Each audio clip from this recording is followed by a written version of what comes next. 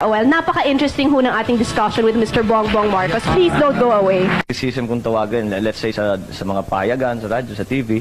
Well, we have been experiencing my father's political life for a long, long time. I remember in 1963-64 when he was Senate President, wala kaming narinig kundi oust Senate President Marcos every day.